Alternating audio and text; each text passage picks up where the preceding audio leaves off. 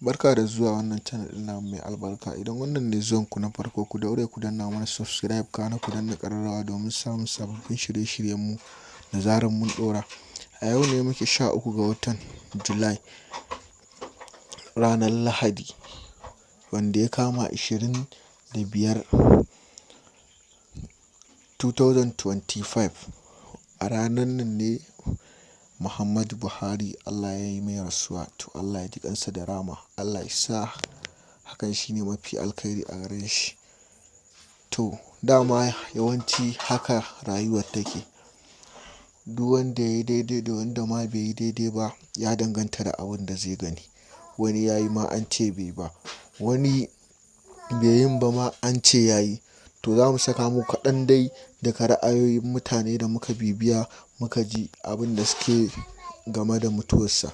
To mu dai muna mai fatan Allah ya ji kansa da rahama, Allah ya sa aljanna ce mu koma. Tunda duk wani musulmi ba za ka so ga ya shiga cikin wuta ba. Allah ya yafe mana, Allah ya datar da mu, amin summa amin. Kar ku manta da subscribe kana ku danna ƙararrawa domin samun sababbin shirye-shiryenmu da zarar mun ɗora. Ga ra'ayoyin mutane na.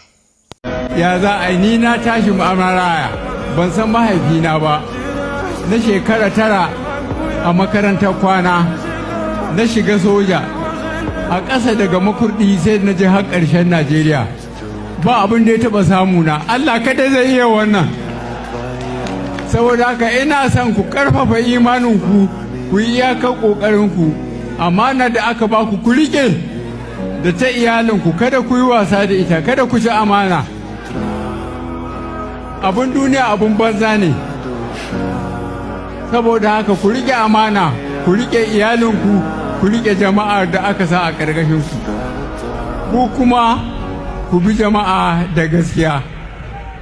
Kamar yadda na ce, ni ba ni da wani bayanin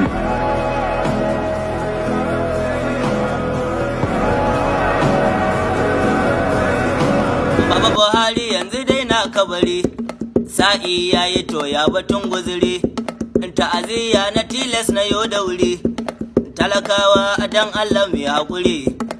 Baba Buhari yanzu sa'i yayi, a cikin kabarinsa Rabbi sa ya ji sanyi, Rabbi yaye masa wahala a kar ya ji nauyi, idan ya muku laifi ku yafe waye. Baba Buhari gashi ya yo rasuwa, wata ran an manta da shi dan ya zama gawa. To mu sani kowa fa zai yi mucewa, kuma da ranar da dole za a taso kowa. Ya Rabbi sanya mu mi dacewa, Rabbi gafartawa Buhari gwanin kowa. Allah ya ji kan babana, nace Allah ya ji kan babana. Baba mutum ne, nace babana ba mutum bane, tamkar alfarma ce a rayuwana. My best hero, my quiet warrior, my everyday prayer in disguise. Ya Allah ya Ubangiji, Allah ka sa in zama kamar babana. Allah ya ji kan babana, Allah ya ji kan babana. Wannan dai shine kaɗan daga cikin abubuwan da ake yabo da kuma abin da ya wakana dai akan mutuwar tasa. Kar ku manta da subscribe kana ku danna ƙararrawa domin samun sababbin shirye-shiryenmu da zarar mun ɗora. Kuma za mu iya jin ra'ayoyinku a comment section. Sai mun ji ku.